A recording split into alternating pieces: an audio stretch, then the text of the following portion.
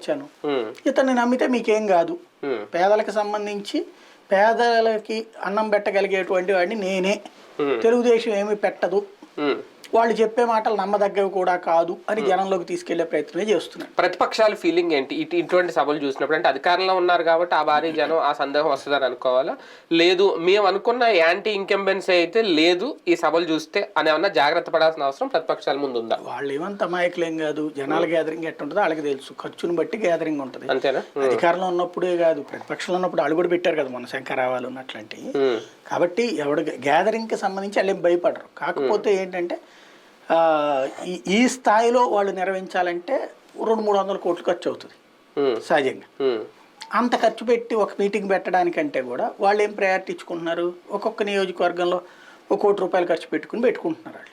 ఒక రకంగా చెప్పాలంటే హోల్సేల్ రిటైల్ కార్యక్రమం.